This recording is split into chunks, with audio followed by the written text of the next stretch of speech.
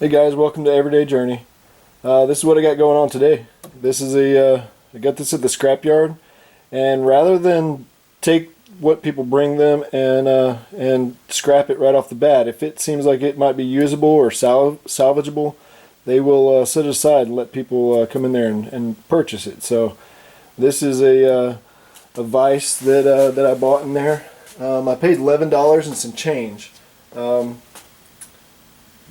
So we'll just say 12 bucks. I'm not really sure what the going price is for one of these, but this is a 6-inch vise, and last I checked, because I needed one not too long ago, last I checked, these things were pretty expensive.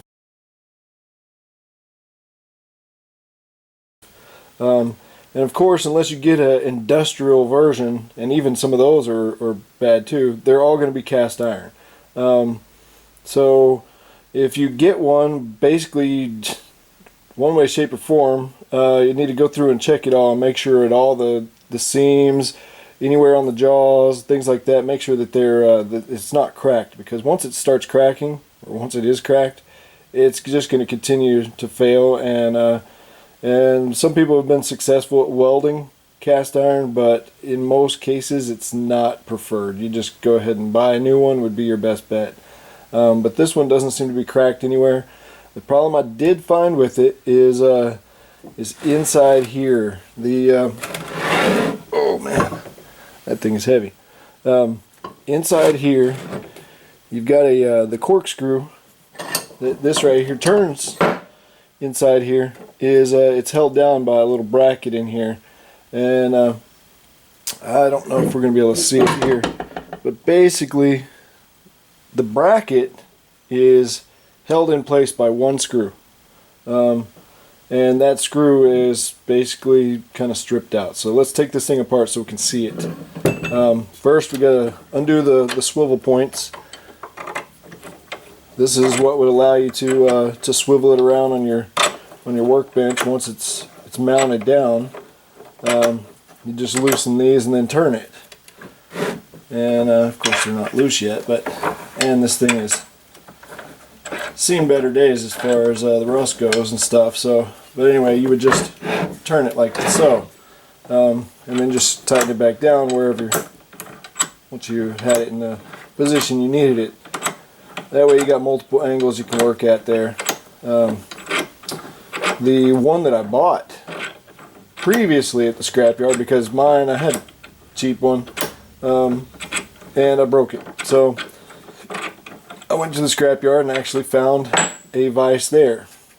And I'll show you here in a second what it looks like.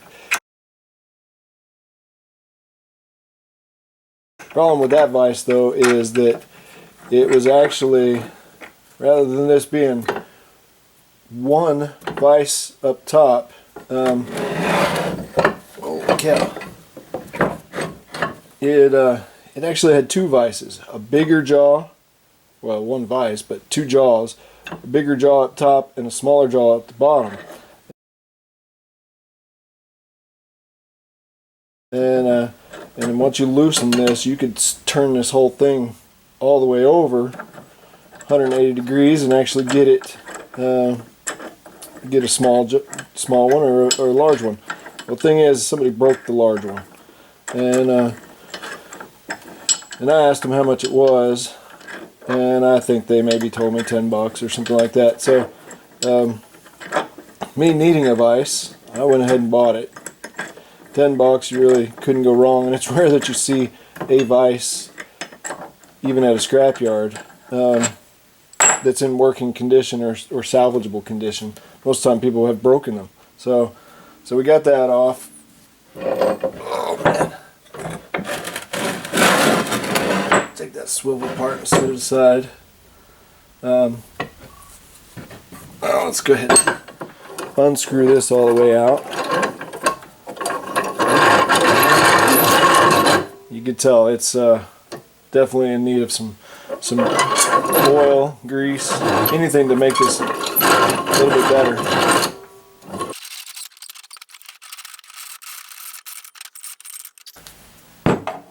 Set that aside. That's perfectly fine. Besides, it needs to be cleaned up. And then we have this part in here.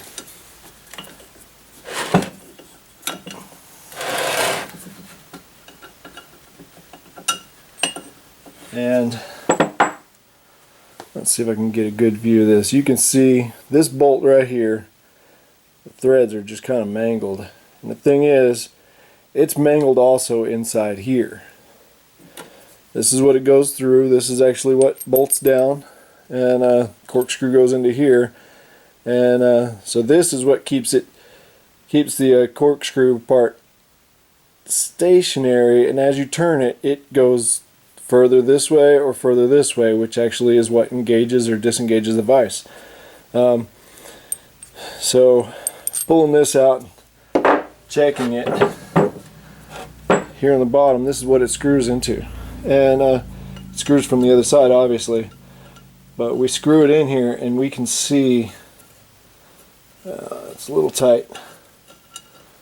We can see, I mean, we've got, this thing wiggles like crazy. And so it's not tight at all. Thing is, if this were longer, it probably would have never messed up. Oh, we can't really see, most likely anyway, the inside of this. Well, let me get a flashlight and we'll be able to see it. Alright, so we can see it somewhat. But right in here, the top part of this is actually chipped away from where they've tightened it down, and it's chipped or basically broken the top part of that out. So the only part that the threads really bite into is the very bottom of this threaded portion.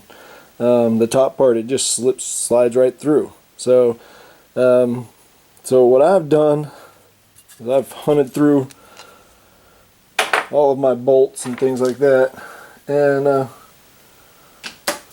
I've found one that's a little longer. You can see here that it's a little bit longer. So with this, whenever it went through the bottom, it actually was only flush with the face of this. The other one being longer will go all the way through, which means it's actually going to use all those threads there. Two, the threads themselves are better condition at the moment. So so what I'm going to do is I'm going to clean this thing up, and I'm going to put this in place of the other, and go ahead and tighten it down. And if it holds, good. If it doesn't, then because I can't guarantee how it's going to work, but if it doesn't hold in there, then what I'm going to do is actually find a nut to put on the end of this, because this is the bottom. I've already checked it out, and there's plenty of clearance in here to where if I had a nut on the bottom of it, it wouldn't be hitting anything inside here. So that wouldn't be a problem at all. And that would basically solve my problem, because if the cast iron on this is all broken, it's not going to work, then all we need is something that'll hold it. So put a nut on there. Thing is, I don't have a nut right now, so we're going to try it without it first, and if it requires it later, I'll go find a nut to fit this bolt, and then we'll have a working vise. So I'll show you how to clean this thing up. Alright, first things first, we got to take this corkscrew out of here. What you can see is we've got a spring, and then a washer. Well, there's a washer on that side too, but the washer, and then a cotter pin. The cotter pin's actually what's holding the spring on there, and that just kind of gives it some tension so that it kind of stays in place. But we need to bend the ends up on this cotter pin. I think you can see that. Yeah, we bend these ends up.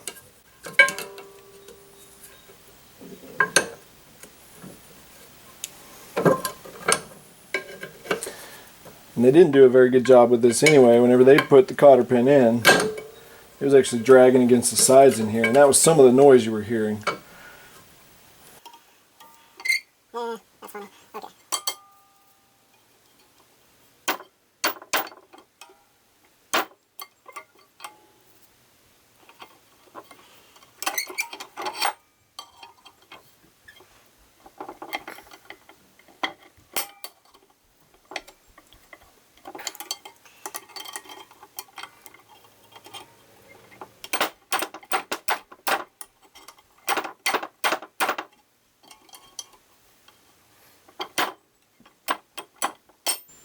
There we go.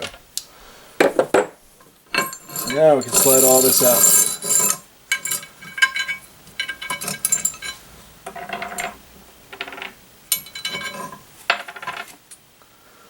So we're going to take a wire brush, clean all this up, pull it down a little bit, and I'll get back to you.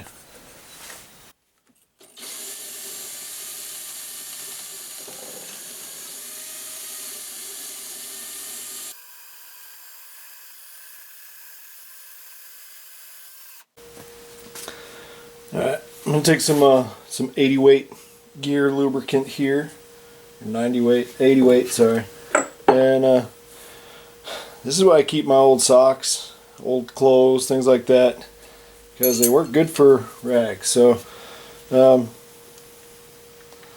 to put some of this on here, and then just kind of rub it all around it. So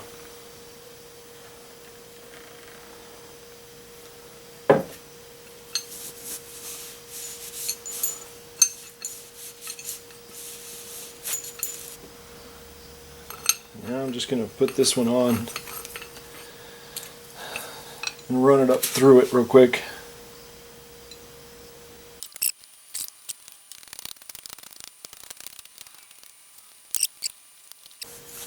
So now we're going to take and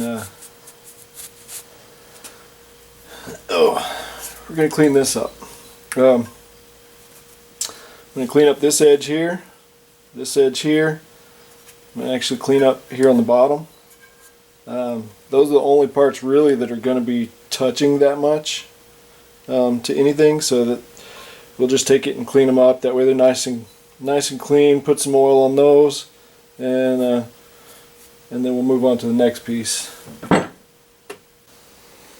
Alright, now I need to take the wire brush to the inside of here. You can see there's a couple of places here and on the other side and further in there. That's where it rides. Also here on the bottom. So I'm going to clean those up with a wire brush, oil them up, and then I'll get back to you on that one. Alright, now I'm just going to clean up this spring. Probably really don't have to, but clean up the washers as well. Oil those down because it's pretty rusty and I don't want to have to take it back apart later. Alright, time to put it all back together in reverse order. So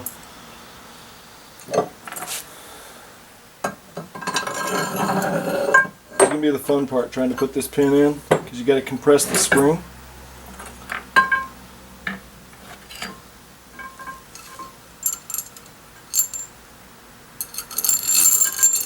So I'm going to have to figure out a way to do that, but where there's a will, there's a way.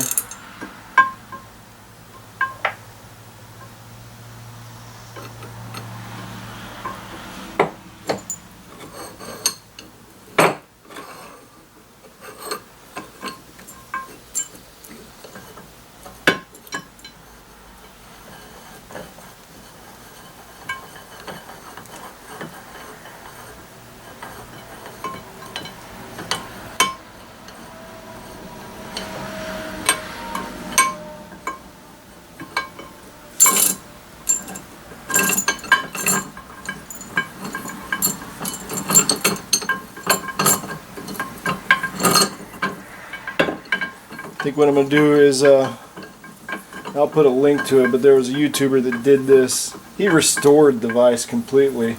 I'm not going to, because you know me, I don't care what it looks like, it just has to work. So, but he basically did this right here,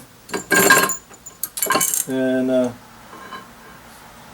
placed a couple of pieces of metal in here so that as you turned it, it would tighten down and compress that spring. So that's what I'm going to do. Alright, so screwed these, just put these in there, screwed against the spring and the washer. So now I just need to put my pin in.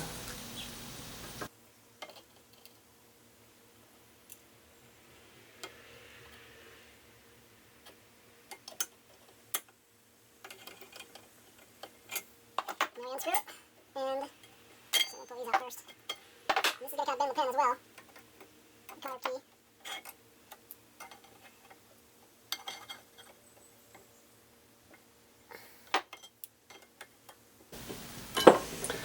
And unlike the previous one, or before I first got to it anyway, I've actually bending this cotter key all the way so that it doesn't touch as it rotates around. Put our piece back in here.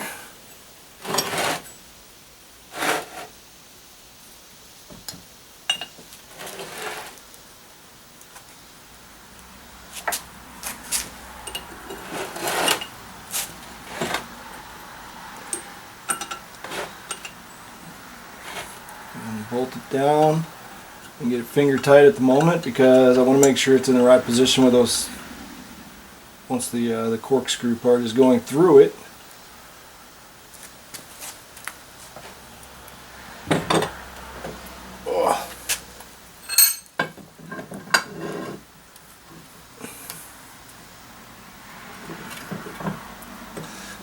Oh.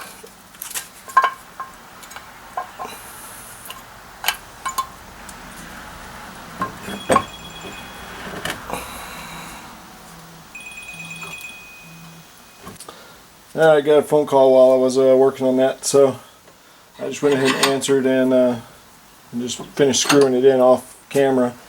Now all we got to do is mount the bottom part on here.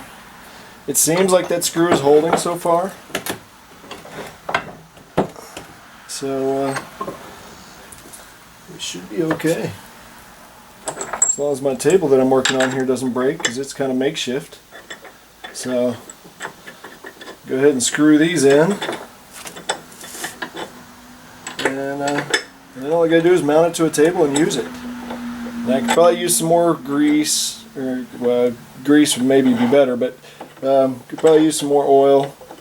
And but the more use it gets, the more it will work the rest of that crud kind of free some, and just got to make sure that it gets oiled. And as you use it, just kind of wipe it down, and that'll get the whatever excess crud is off of there. And but for the most part, I mean, you can't really complain about this. This thing was, like I said, about 12 bucks. So I would guess that starting price for a comparable one would be somewhere around 80 bucks or more. So I'm not going to complain.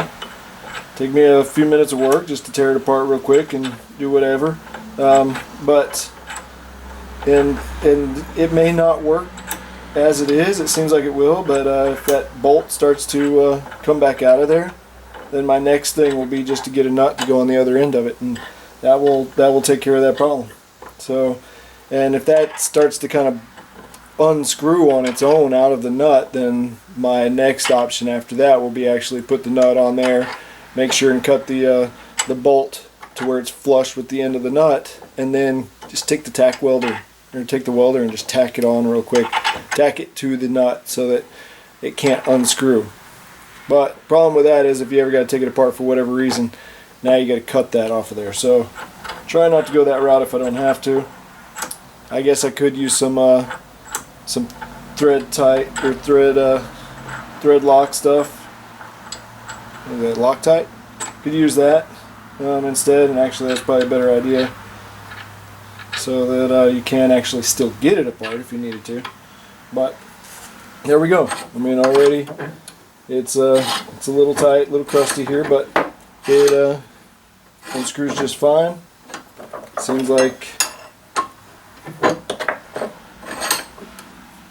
tightens up just fine. We're good to go. So appreciate you guys watching. Please give me a like.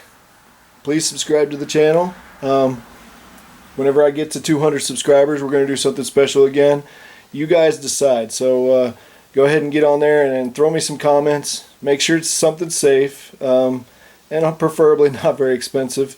And I'll choose from you guys' comments, and we'll go from there as far as what I'll do. And I don't care, as long as it's not going to hurt anybody. I'll do it just for you guys' sake. Heck, most of the time it'll be fun for me too. So you guys take care.